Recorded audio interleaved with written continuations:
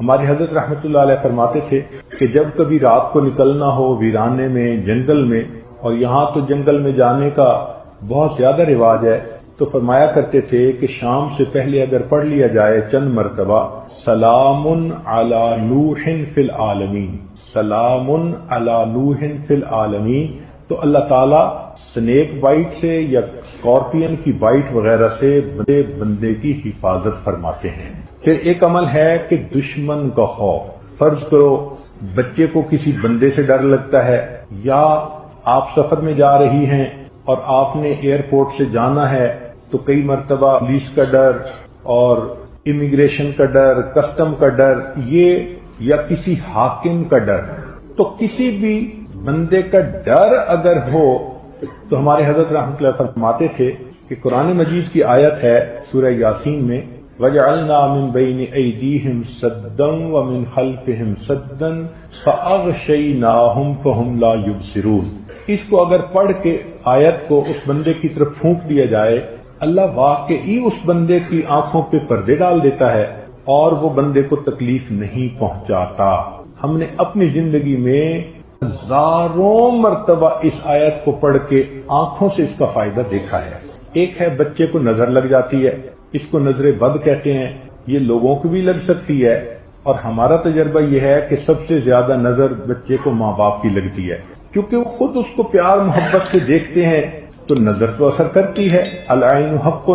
تو اب اس کے لیے کسی کے پاس جانے کی ضرورت نہیں۔ قرآن مجید کی ایک آیت ہے ان اللہ سیبطلہ ان اللہ لا یصلح عمل المفسدین۔ اس آیت کو 3 مرتبہ پڑھ کے ماں خود بچے کو دم کر دے، روزانہ نظر کا اتارا ہو جائے گا، اور بچہ دیکھیں بڑا کام ڈاؤن ہو جائے گا۔ اکثر بیبیز ویسے ہی پیارے لگتے ہیں، اور اگر خوبصورت ہوں تو پھر تو اور ہی کچھ بات ہوتی ہے۔ تو بچے کو رات سوتے ہوئے یا صبح اٹھ کر اگر یہ آیت پڑھ کے 2 دفعہ 3 دفعہ دم کر دیا جائے تو بچے کے اوپر سے بری نظر کا اثر ختم ہو جاتا ہے۔ ایک ہے کہ پڑھنے والے بچے اسکول میں اچھا پرفارم کریں، اچھے نمبر لیں، گریڈ اچھے لیں، ان کو جو چیزیں یاد کریں وہ یاد ہو جائیں۔ اس کے لیے قرآن مجید میں الم نشرح لک صدرک ایک سورت ہے، وہ بچے کو یاد کروا دیں اگر بچہ اس عمر کا ہے، اور وہ بچہ پڑھنے سے پہلے، اسٹڈی کرنے سے پہلے، چاہے کلاس میں ہو، چاہے ٹیوشن میں ہو، چاہے ہوم ورک کر رہا ہو، الم نشرح لک صدرک سورت کو پڑھ کے اپنے سینے پہ ایک دفعہ پھونک دے۔ ہم نے دیکھا ہے کہ بچے کی یادداشت میں بہت امیزنگ فرق آ جاتا ہے۔ ہم یہ عمل عام طور پر ان بچیوں کو بتاتے ہیں جو حافظ بن رہے ہوتے ہیں، ان کو میمورائزیشن میں پرابلم ہوتی ہے، تو الحمدللہ سینکڑوں حفاظ پر تجربہ کیا ہم نے، اس آیت کو پڑھنے کا ہمیشہ فائدہ ہوتا ہے۔ اکثر لوگ پریشان ہوتے ہیں بزنس کی وجہ سے، خرچے کی تنگی کی وجہ سے، قرض کی وجہ سے، تو مائیں اس پریشانی میں بچوں پہ توجہ بھی نہیں دے پاتی۔ تو اس کے لیے بھی ایک عمل ساتھ سن لیجئے۔ ہمارے حضرت مرشد عالم رحمۃ اللہ علیہ فرماتے تھے کہ جب بھی نماز پڑھیں، ہر نماز کے بعد اول آخر ایک دفعہ درود شریف اور درمیان میں 7 مرتبہ سورۃ لإیلاف قریش، پوری سورت 7 دفعہ پڑھیں، چھوٹی سی سورت ہے، اور پھر دعا مانگیں۔ اس عمل کو کرنے سے رزق کی کوئی بھی پریشانی ہو، اللہ اس پریشانی کو دور فرما دیتے ہیں۔ سال کے 12 مہینے ہوتے ہیں، لا الہ الا اللہ کا ذکر کرنے والا بندہ جب اللہ کا ذکر کثرت کے ساتھ کرتا ہے تو اللہ 12 مہینوں کے گناہوں کو معاف فرما دیتے ہیں۔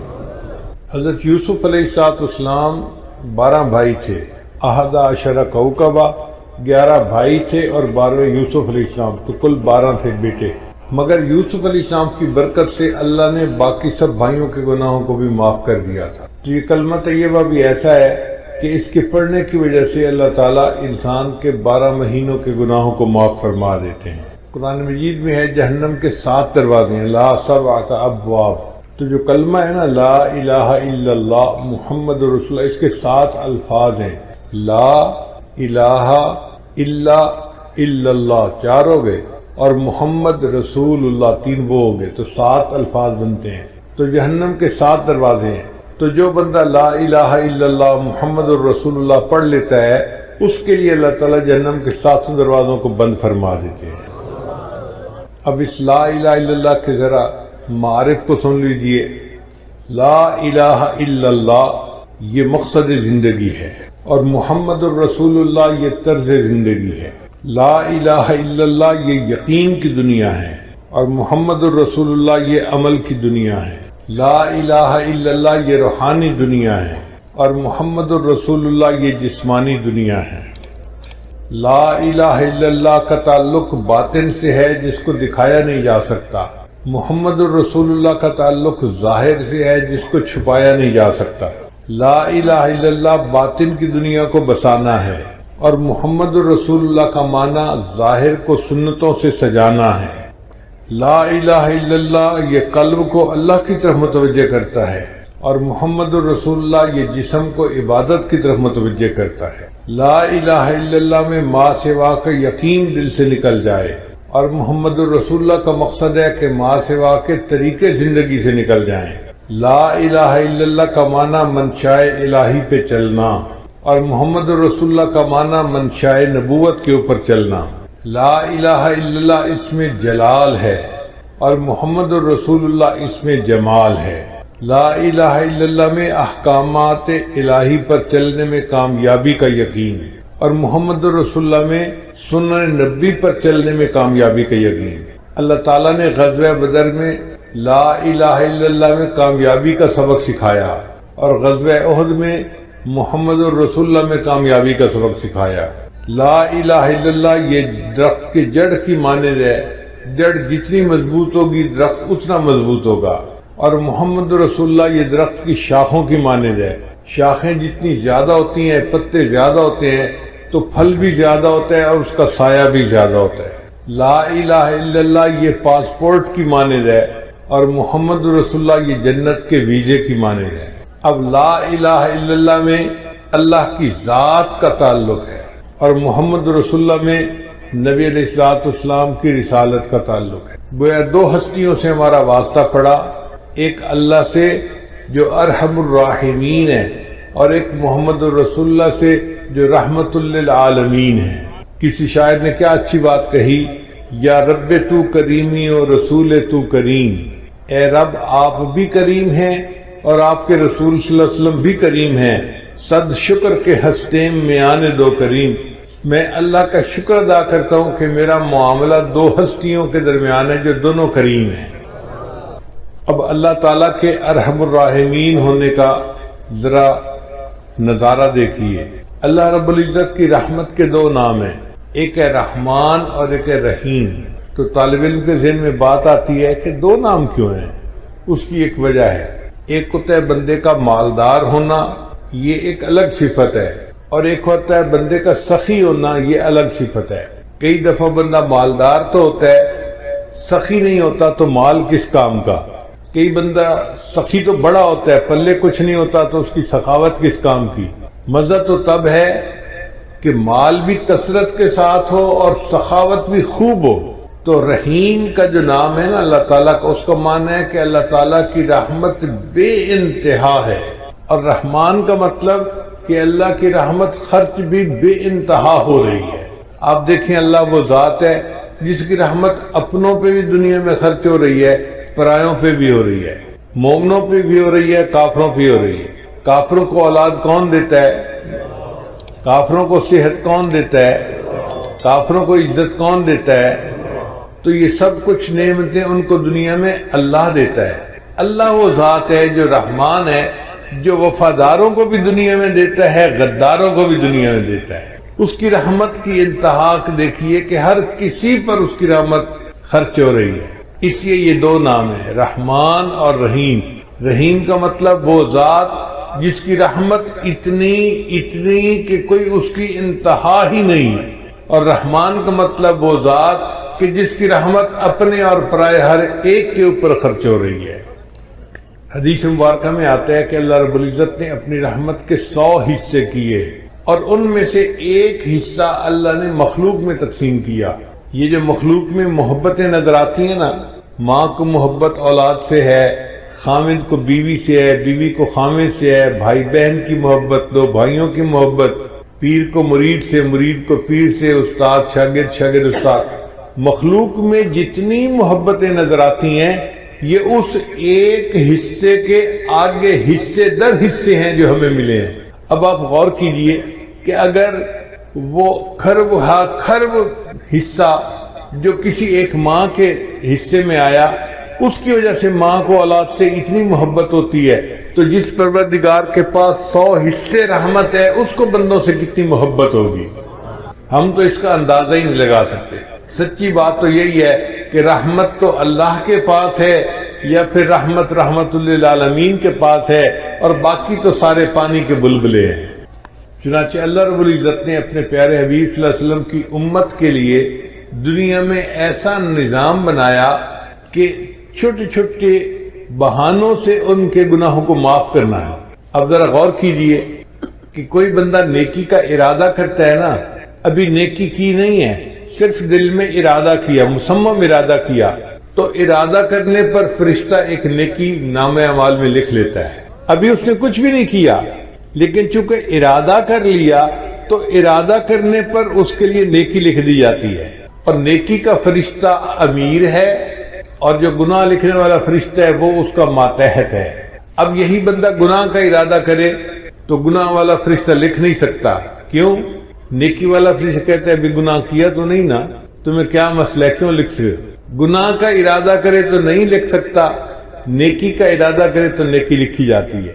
پھر ایک بندے نے گناہ کر لیا تو گناہ والا فرشتہ پوچھتا ہے اپنے افسر سے، میں لکھ لوں اس نے تو گناہ کر لیا؟ وہ کہتے ہیں یار تمہیں جلدی کیا ہے، تھوڑا ویٹ کرو، ہو سکتا ہے کہ یہ شرمندہ محسوس کرے اور توبہ کر لے اور گناہ لکھنے کا موقع ہی نہ آئے۔ 6 گھنٹے تک وہ انتظار کرواتا ہے۔ اگر بندہ گناہ کرنے کے 6 گھنٹے بعد تک بھی افسوس نہیں کرتا تو پھر اس کا گناہ لکھا جاتا ہے۔ لیکن جو ایک نیکی لکھتے نا فرشتہ، وہ کئی مرتبہ ایک نیکی کو 700 گنا تک بڑھا دیتا ہے۔ حدیث مبارکہ میں آتا ہے کہ جب کوئی بندہ سو جاتا ہے تو نیکی والا فرشتہ ایک نیکی کے بدلے میں 10 گناہوں کو مٹا دیتا ہے۔ اب سوچئے کہ ہم تو سو رہے ہیں لیکن نیکی والا فرشتہ ایک نیکی کے بدلے 10 گناہوں کو مٹاتا چلا جا رہا ہے، تو کئی مرتبہ کوئی گناہ بچتا ہی نہیں، مومن نے نیکیاں اتنی کی ہوتی ہیں۔ حدیث مبارکہ میں آتا ہے، بخاری شریف کی روایت ہے کہ جس بندے نے دن میں 100 مرتبہ سبحان اللہ و بحمدہ پڑھ لیا، اللہ اس کے سب گناہوں کو معاف کر دیتے ہیں، اگرچہ اس کے گناہ سمندر کی جھاگ کے برابر کیوں نہ ہوں۔ اب بتائیے کتنا چھوٹا سا ذکر ہے، 100 مرتبہ یہ ذکر کرنے پر اللہ تعالیٰ بندے کے سب گناہوں کو معاف فرما دیتے ہیں، اگرچہ اس کے گناہ سمندر کی جھاگ کے برابر کیوں نہ ہوں۔ پھر اللہ تعالیٰ نے دل کی ندامت کو توبہ بنا دیا۔ ایک بندہ زبان سے کچھ نہیں بولتا مگر غلطی کرنے کے بعد اپنے دل میں نادم ہوتا ہے، تو الندم توبۃ، وہ جو دل میں نادم ہوا، شرمندہ ہوا کہ سوری مجھے ایسے نہیں کرنا چاہیے تھا، میں غلطی کر بیٹھا، یہ دل سے نادم ہونا ہی اس کی توبہ ہے، اس پر اللہ گناہ معاف فرما دیتے ہیں۔ تو دیکھیے اللہ تعالیٰ بہانے ڈھونڈ رہے ہیں نا بندے کے گناہوں کو معاف کرنے کے۔ پھر اللہ تعالیٰ نے توبہ کے قبول ہونے کے لیے کوئی شرط متعین نہیں کی کہ یہ شرط پوری کرو گے تو توبہ قبول کریں گے۔ بندے نے توبہ کی، اللہ نے فوراً قبول فرما لی۔ پھر جو بندہ بیمار ہو جاتا ہے تو بیماری کی وجہ سے اس کے گناہ معاف ہو جاتے ہیں۔ حدیث مبارکہ میں ہے کچھ لوگ بیمار ہوتے ہیں ان کے گناہ معاف ہو جاتے ہیں، اور جب بیماری سے صحت یاب ہوتے ہیں وہ اس طرح گناہوں سے پاک ہوتے ہیں جس طرح اس دن پاک تھے جب اس کی ماں نے ان کو جنم دیا تھا۔ بیماری کیا آئی، بندے کے لیے روحانی غسل کا سبب بن گئی۔ پھر دنیا میں کوئی پریشانی آتی ہے، مصیبت آتی ہے، بندے کو ٹھوکر لگے، گناہ معاف، حتیٰ کہ اگر اس کا چراغ جلتا ہوا بجھ جائے تو اس پر بھی گناہ معاف ہو جاتے ہیں۔ تو اتنی چھوٹی چھوٹی پریشانیوں پر اللہ گناہ معاف کرتے ہیں۔ ایسے لگتا ہے کہ اللہ کی رحمت تل گئی ہے کہ میں نے اپنے محبوب کے امتیوں کے گناہوں کو معاف کر دینا ہے۔ پھر کچھ لوگ گناہ کر لیتے ہیں مگر اس پر توبہ استغفار نہیں کرتے۔ اللہ تعالیٰ نے ایک اور سبب بنا دیا۔ حدیث مبارکہ میں آتا ہے کہ اللہ تعالیٰ مچھلیوں کو، پرندوں کو اور چیونٹیوں کو حکم فرماتے ہیں کہ تم ایمان والوں کے لیے استغفار کرو۔ وہ مچھلیاں پانی میں، پرندے ہوا میں اور چیونٹیاں اپنے بلوں میں مومنوں کے لیے استغفار کر رہی ہوتی ہیں، اور یہ تو زمین کی مخلوق تھی۔ اللہ تعالیٰ نے اس سے بھی اور بڑا کرم کیا، وَيَسْتَغْفِرُونَ لِمَنْ فِي الْأَرْضِ، اللہ فرشتوں کو حکم کرتے ہیں کہ جو مومن گناہگار خطا کر بیٹھے تم ان کے لیے استغفار کرو، میں گناہ معاف کر دوں گا۔ تو فرشتے بندوں کے لیے استغفار کرتے ہیں۔ پھر ایک دوسرے کی دعا پر اللہ تعالیٰ دوسرے دوست کے مغفرت فرما دیتے ہیں۔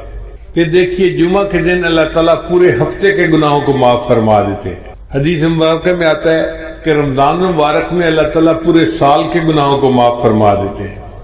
جس بندے نے حج کیا یا عمرہ کیا، رجع کہ یوم ولدت امہ، وہ حج سے اس طرح واپس لوٹتا ہے جیسے اس دن گناہوں سے پاک تھا جب اس کی ماں نے اس کو جنم دیا تھا۔ اللہ اس طرح گناہوں سے بندے کو پاک کر دیتے ہیں۔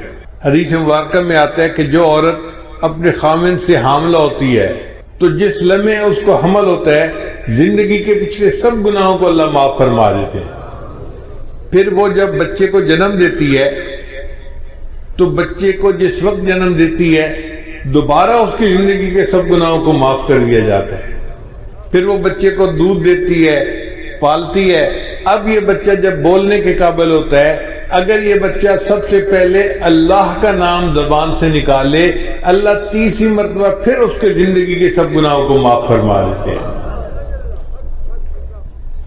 تو اس سے تو پتہ چلتا ہے کہ اللہ تعالیٰ کی رحمت تل گئی ہے بندوں کے گناہوں کو معاف کرنے کے لیے۔ یعطیک ربک فترضی، اے میرے محبوب صلی اللہ علیہ وسلم، اللہ تجھے اتنا عطا کرے گا کہ تو راضی ہو جائے گا۔ ہمارے مرشد عالم رحمۃ اللہ اس کا ترجمہ یوں فرماتے تھے سمجھنے کے لیے کہ وَلَسَوْفَ يُعْطِيكَ رَبُّكَ فَتَرْضَى، اللہ تجھے اتنا دے گا کہ تو بس بس کرے گا۔ ہوتا ہے نا، آپ اپنے ایک برتن میں دودھ لے رہے ہیں اور دودھ ڈالنے والا اتنا ڈالتا ہے کہ وہ کنارے تک آ جاتا ہے تو لینے والا کہتا ہے بس بس بس بھائی۔ تو اس آیت کا ترجمہ یہی ہے، اللہ فرماتے ہیں میرے محبوب اللہ تجھے اتنا دے گا کہ تو بس بس کرنے لگ جائے گا۔ جب نبی علیہ الصلوۃ والسلام پر یہ آیت اتری تو نبی علیہ السلام نے فرمایا کہ اللہ نے مجھ سے وعدہ کیا ہے میں تجھے اتنا دوں گا کہ تو بس بس کرے گا، اور میں اس وقت تک راضی نہیں ہوں گا جب تک میرا آخری امتی بھی جنت میں نہیں چلا جائے گا۔ اللہ اکبر کبیرہ۔ چنانچہ حدیث پاک میں آتا ہے کہ محشر کا میدان ہوگا، فرشتے کہیں گے نبی علیہ السلام کو کہ آپ ممبر کے اوپر بیٹھیے۔ نبی علیہ السلام ممبر پر نہیں بیٹھیں گے، کیوں؟ ایسا نہ ہو کہ میں ممبر پر بیٹھوں اور ممبر جو ہے اس کو اڑا کر جنت پہنچا دیا جائے اور میری امت کا پیچھے حساب باقی رہ جائے۔ نبی علیہ السلام انتظار کریں گے کہ جب حساب مکمل ہو جائے گا تب میں ممبر پر بیٹھوں گا، پھر میں جنت میں جاؤں گا۔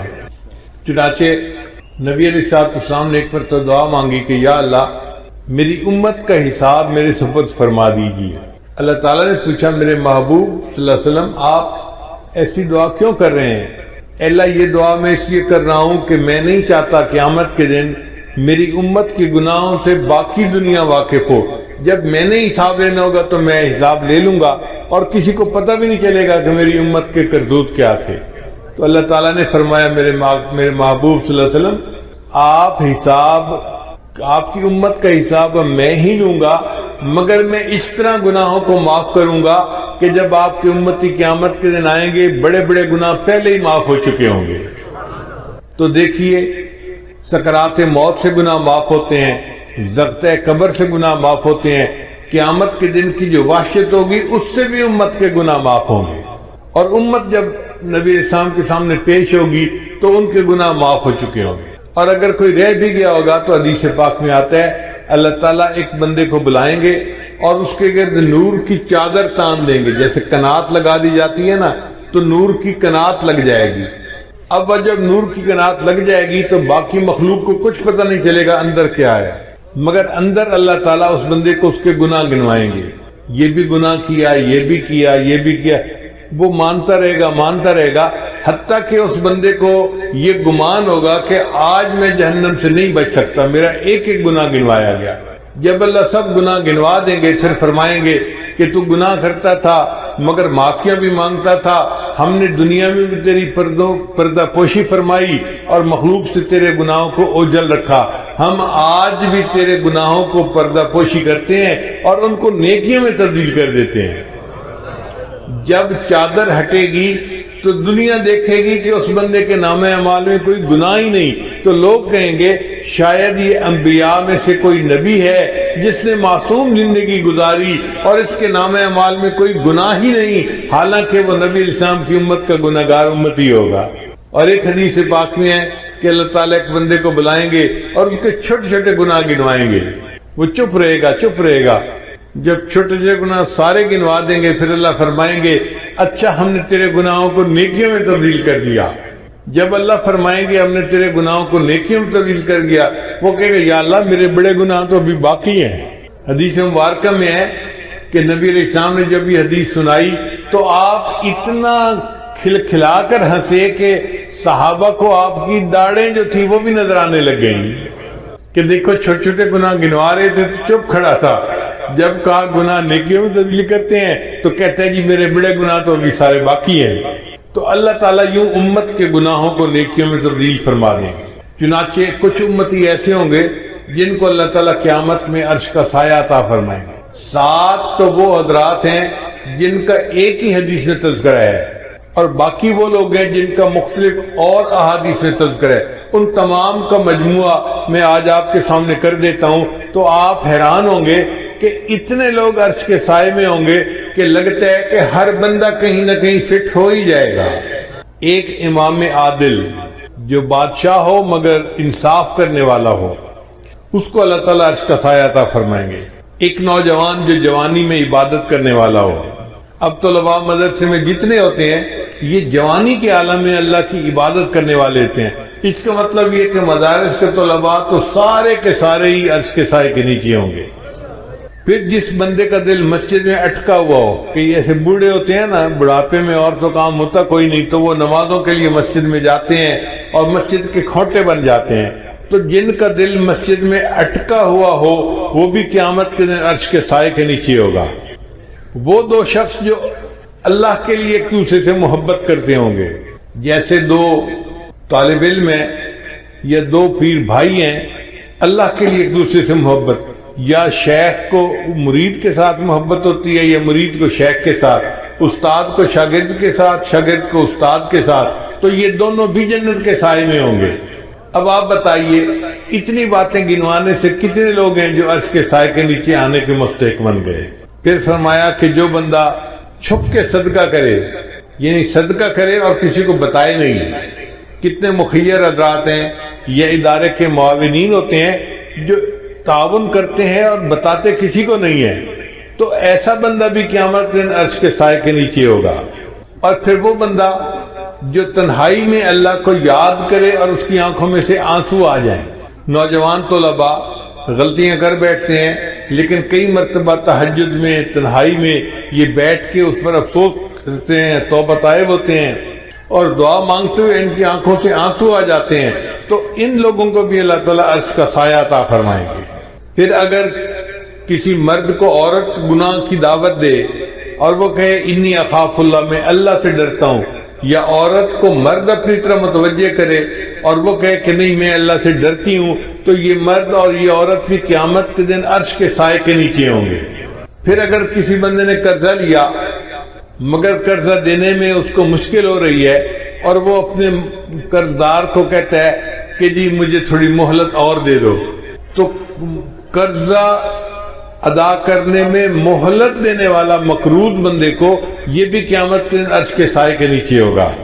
پھر ایک بندہ تو تجارت میں سچ بولتا ہو تو اس سچ بولنے پر اللہ تعالیٰ اس کو قیامت کے دن عرش کا سایہ عطا فرمائیں گے.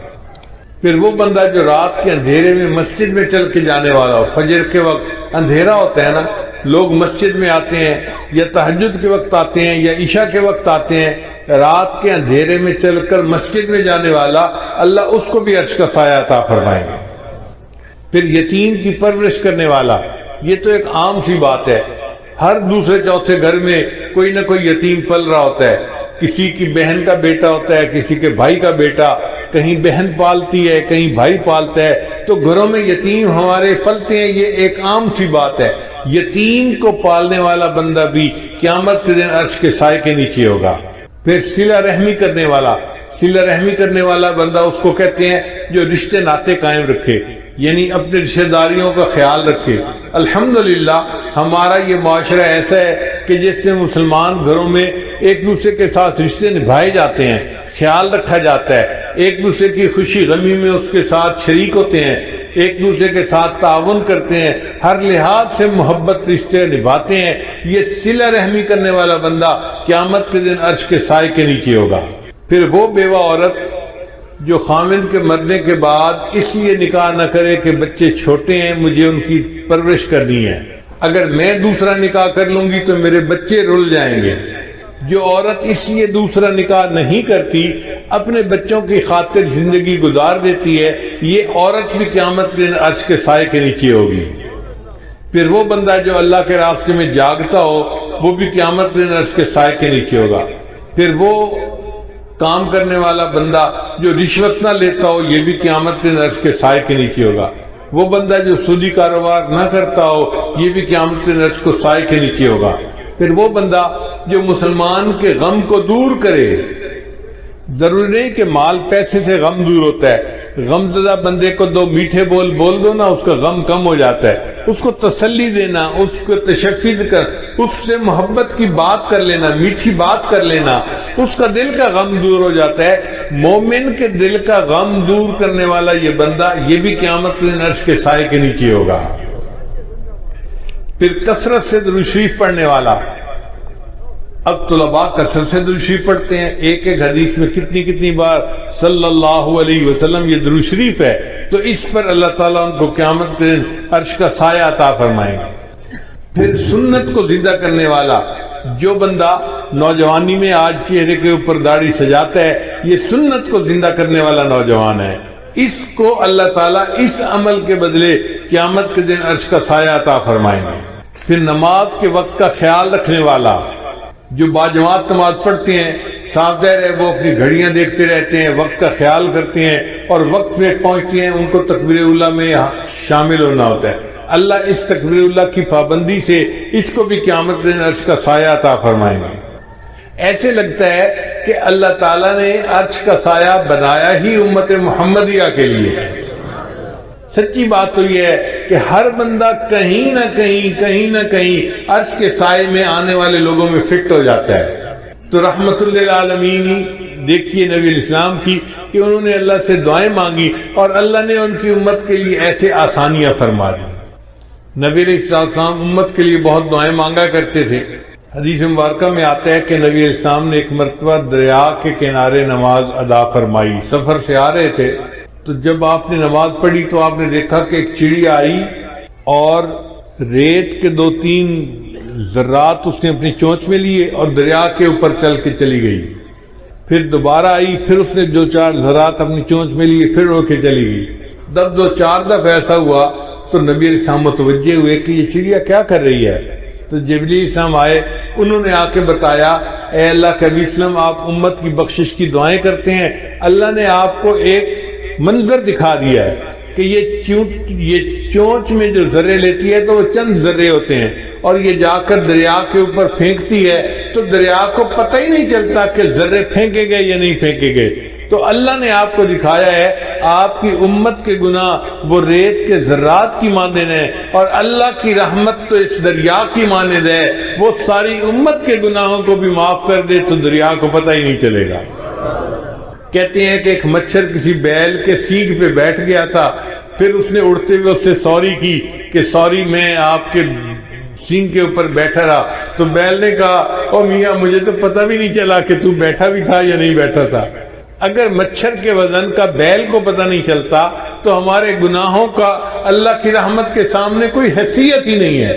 اللہ چاہے تو سب کے گناہوں کو معاف فرما دے۔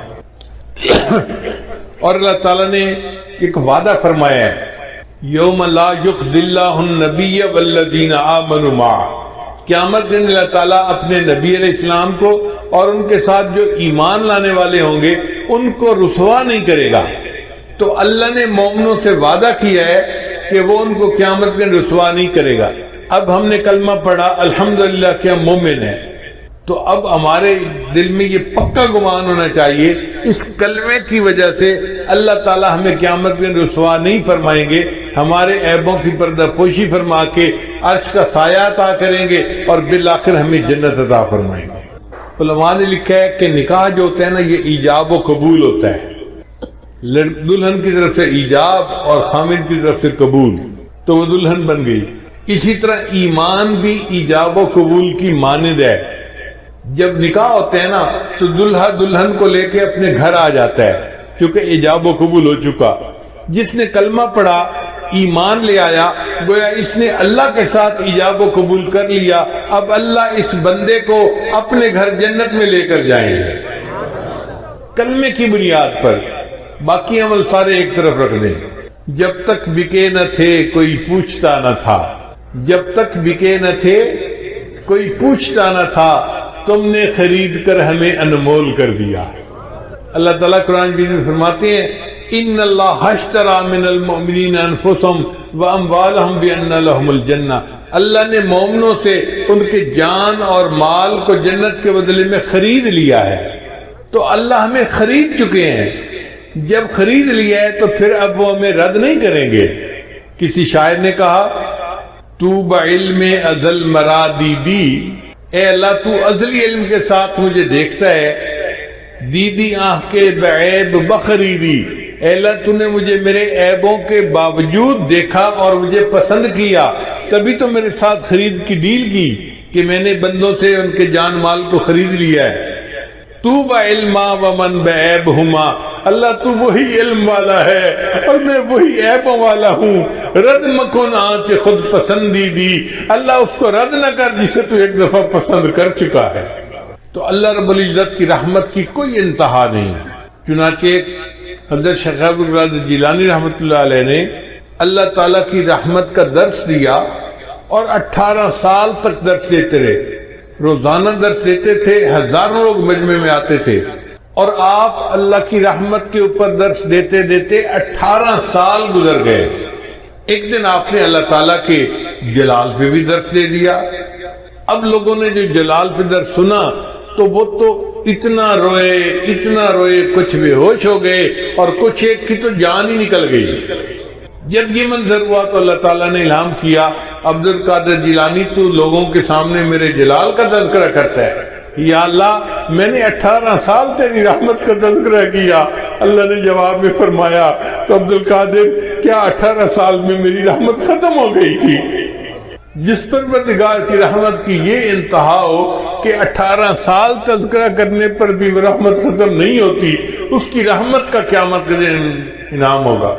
چنانچہ اللہ تعالیٰ قیامت کے دن جو رحمت کے 100 حصے ہیں نا تو 100 کے 100 حصوں کے ساتھ مومنوں کے ساتھ اپنا معاملہ فرمائیں گے۔ ماں کو اس 100 حصوں میں سے کوئی چھوٹا سا حصہ ملا ہوگا۔ کوئی ماں اپنے بچے کو تندور کی آگ میں ڈال سکتی ہے؟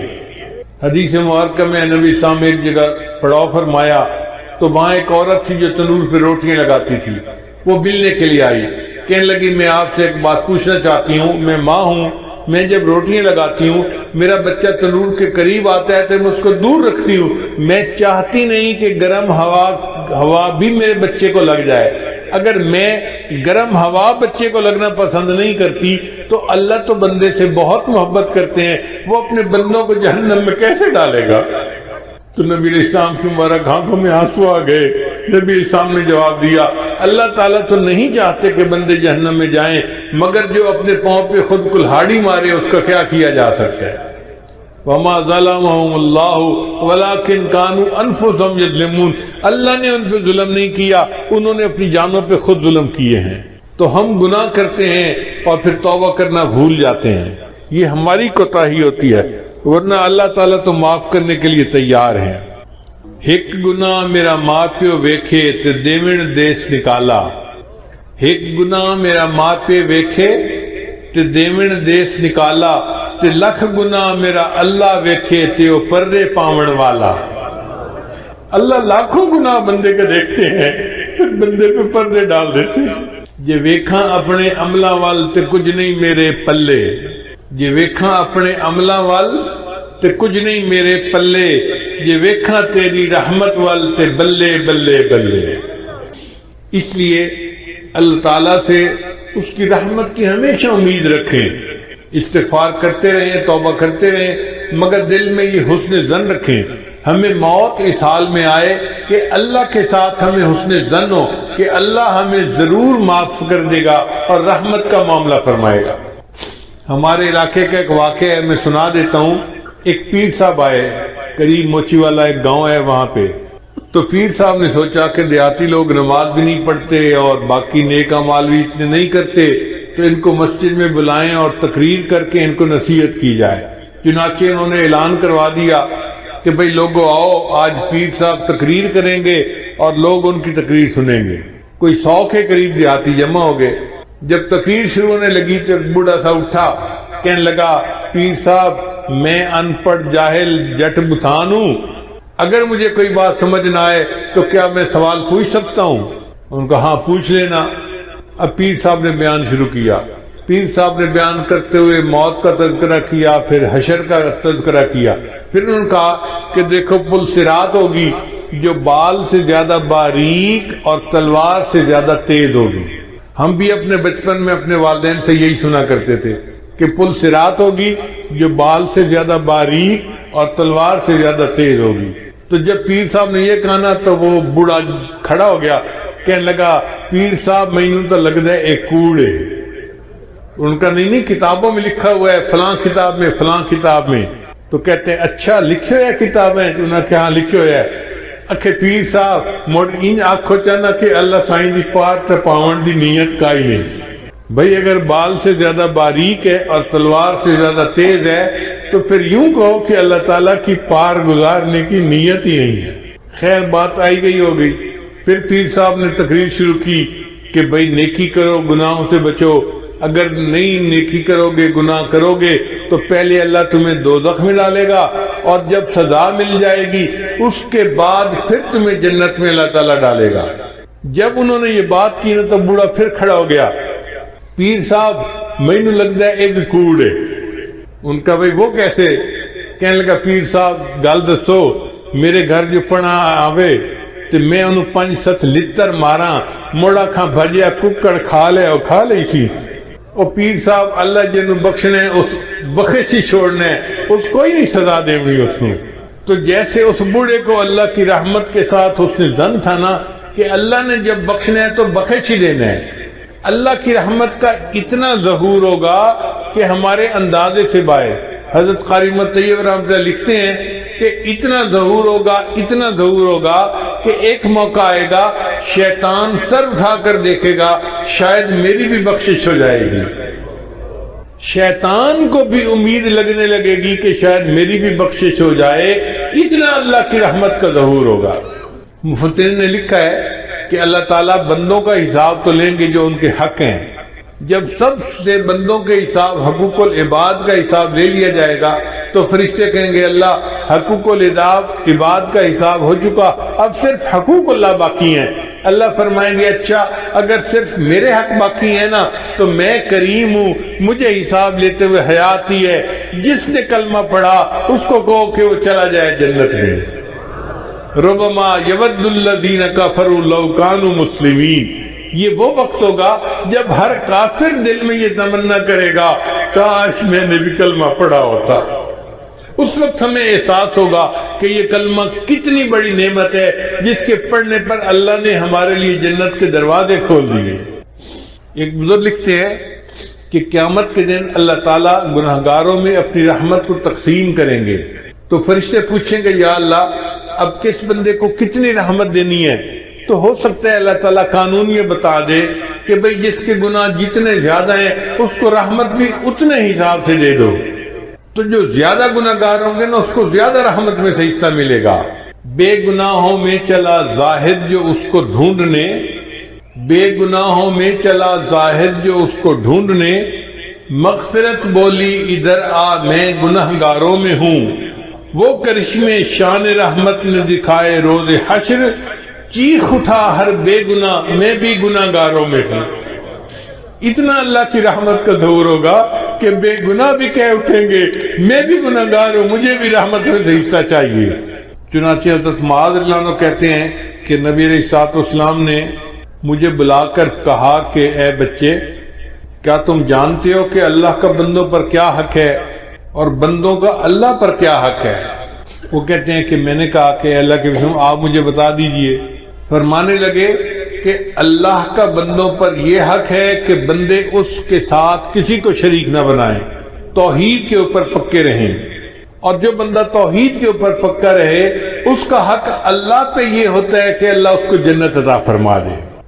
ما من احد یشہد اللہ الہ الا اللہ وان محمد رسول اللہ صدقا من قلبہ الا حرمہ اللہ علی النار۔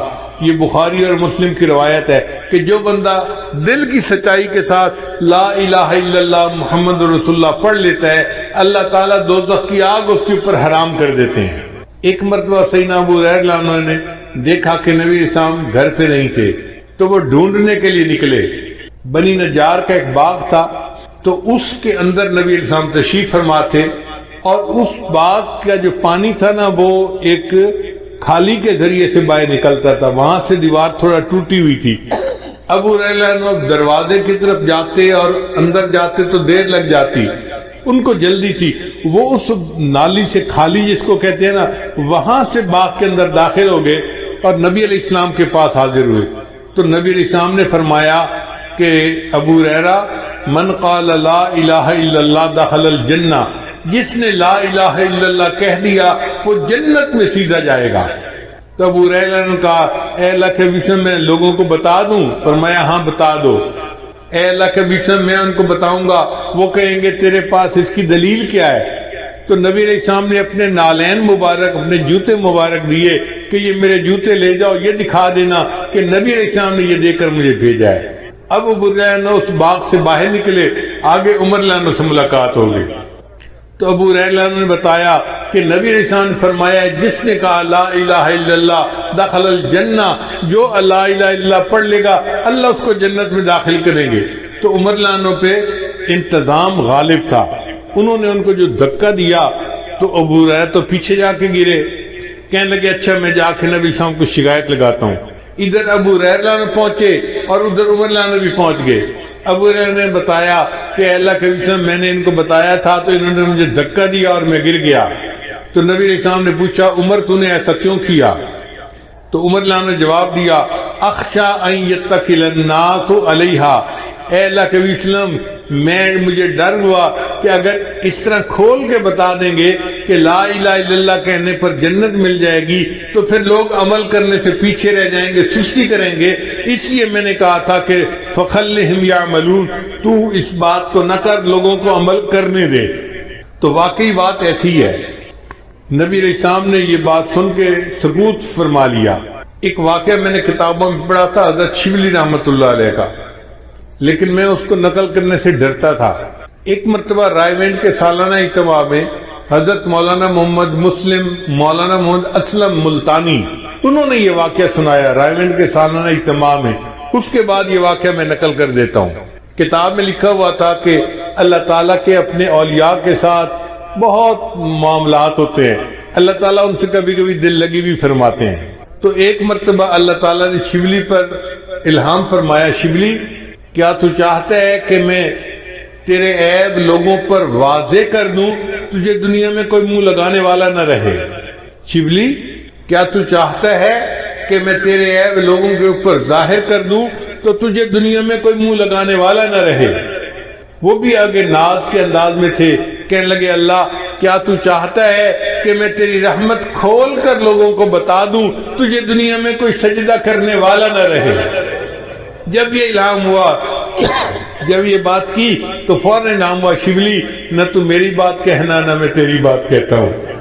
تو واقعی اگر اللہ تعالیٰ کی رحمت کا ہمیں صحیح پتہ چل جائے تو ہم تو سستی میں پڑ جائیں کہ اللہ نے معاف تو کر ہی دینا ہے۔ اس لیے جو لگا ہوا ہے وہ لگا رہے اور معافی مانگتا رہے، کیونکہ گناہ کر کے معافی نہ مانگنا اس کا بڑا نقصان یہ ہے کہ موت کے وقت ایمان سلب کر لیا جاتا ہے۔ تو گناہ کرنے کے بعد پھر اس پر رونا دھونا یہ ہماری ذمہ داری ہے. اگر ہم روتے رہیں گے دھوتے رہیں گے اور ایمان کے اوپر موت آ گئی تو آپ سمجھیں کہ انشاءاللہ اللہ تعالیٰ اس کلمے کی برکت سے ہمیں بالآخر جنت عطا فرمائیں گے. ایک اور حدیث مبارکہ سن لیجئے. حضرت ابو ذر غفاری عنہ حاضر خدمت ہوئے نبی اسلام کی. نبی اسلام آرام فرما کر اٹھے تھے تو نبی اسلام نے انہیں بتایا کہ جبریل اسلام میرے پاس خوشخبری لائے کہ جو شخص لا الہ الا اللہ محمد رسول اللہ کہے پھر اسی عقیدے پر اس کی موت آئے وہ جنت میں داخل ہوگا. جب نبی اسلام نے یہ بتایا تو ابو ذر غفاری عنہ نے آگے سے سوال کیا اے اللہ کے حبیب صلی اللہ علیہ وسلم وَإِن سَرِقَ وَإِن زَنَا وَسَرِقَ کیا اگر اس نے چوری کی اور زنا کیا پھر بھی جنت میں جائے گا؟ نبی اسلام نے فرمایا ہاں پھر بھی جنت میں جائے گا. انہوں نے پھر دوسری دفعہ پوچھا, نبی اسلام نے پھر یہی جواب دیا. انہوں نے تیسری دفعہ پوچھا, نبی اسلام نے پھر جواب دیا.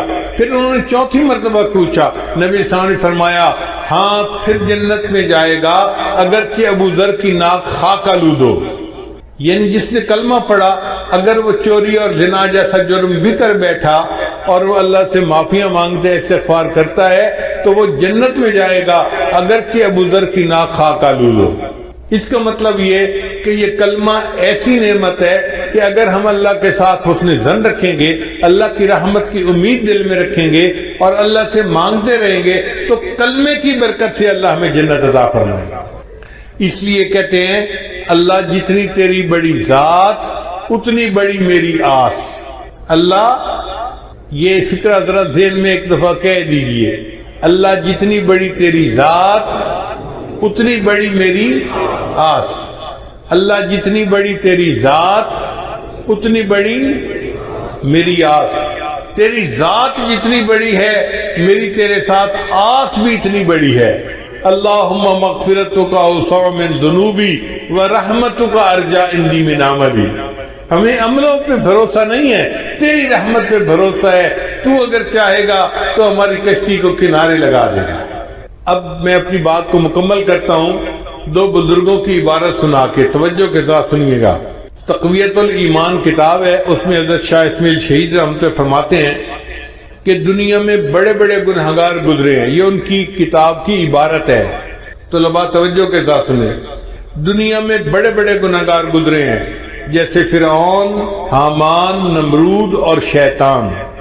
جیسے فرعون, حامان, نمرود اور شیطان. اگر کوئی شخص ساری دنیا کے گناہوں کا ارتکاب کر لے مگر توحید کے اوپر قائم رہے کہ اللہ کے ساتھ کسی کو شریک نہیں بناتا تو اس کے سارے گناہ معاف کر دیے جائیں گے.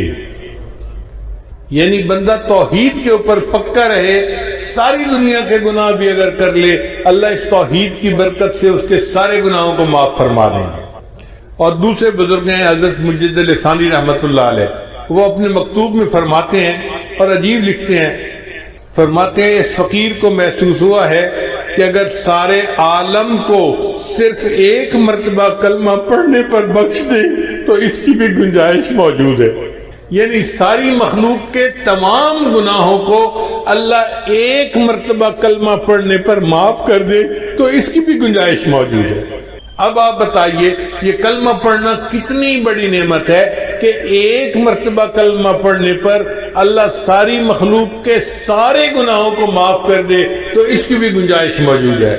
اگر یہ کلمہ اتنا اعلیٰ ہے تو بھی ہمیں بھی چاہیے کہ ہم دن میں رات میں آتے جاتے چلتے پھرتے لا الہ الا اللہ, لا الہ الا اللہ, لا الہ الا اللہ اس کا ذکر کرتے رہیں تاکہ اللہ تعالی ہمارے بھی گناہوں کو معاف فرما دے. علامہ اقبال کا کلام میں آپ کے سامنے پڑھتا ہوں. خودی کا سر نہاں چھپا ہوا راز, خودی کا سر نہاں لا الہ الا اللہ, لا الہ الا اللہ. خودی ہے تیغ فساں, تیغ کا مطلب تلوار اور فسان کا مطلب گرائنڈر جس کے ساتھ تلوار چاقو کو تیز کرتے ہیں. اس کو فساں کہتے ہیں فارسی میں. خودی کا سر نہاں لا الہ الا اللہ لا الہ الا اللہ. خودی ہے تیغ فساں لا الہ الا اللہ لا الہ الا اللہ. یہ دور اپنے براہیم کی تلاش میں ہے.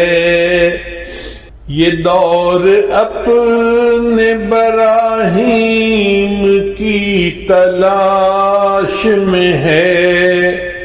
صنم کدا ہے جہاں صنم کدا ہے جہاں لا الہ الا اللہ لا الہ الا اللہ.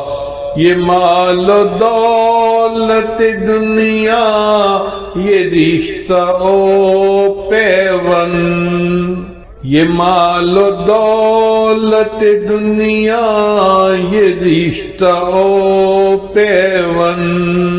فریب سود و زیاں بتان وہم و گمان لا الہ الا اللہ لا الہ الا اللہ. کیا ہے تو نے متاع غرور کا سودا. کیا ہے تو نے متاع غرور کا سودا. فریب سود و زیاں لا الہ الا اللہ لا الہ الا اللہ. اور یہ شعر تو بہت ہی ان کا عظیم ہے. یہ نغمہ فصل گلو لال کا نہیں پابند. یہ نغمہ فصل گلو لال کا نہیں پابند. بہار ہو کہ خزاں بہار ہو کہ خزاں لا الہ الا اللہ لا الہ الا اللہ. اگرچہ بت ہے جماعت کی آستینوں میں. اگرچہ بت ہے جماعت کی آستینوں میں. مجھے ہے حکم اذاں لا الہ الا اللہ لا الہ الا اللہ لا الہ الا اللہ لا الہ الا اللہ محمد رسول اللہ. میں امید کرتا ہوں انشاءاللہ اس کلمہ لا الہ الا اللہ کو جو آپ نے دل کی گہرائیوں سے آج پڑھا، اللہ تعالیٰ اس کے صدقے قیامت کے دن ہمیں اپنی پسندیدہ جگہ جنت عطا فرمائیں گے، اور قیامت کے دن ہمیں ہمارے پیارے آقا صلی اللہ علیہ وسلم کے سامنے ذلیل و رسوا نہیں فرمائیں گے. وآخر دعوانا ان الحمد للہ رب العالمین.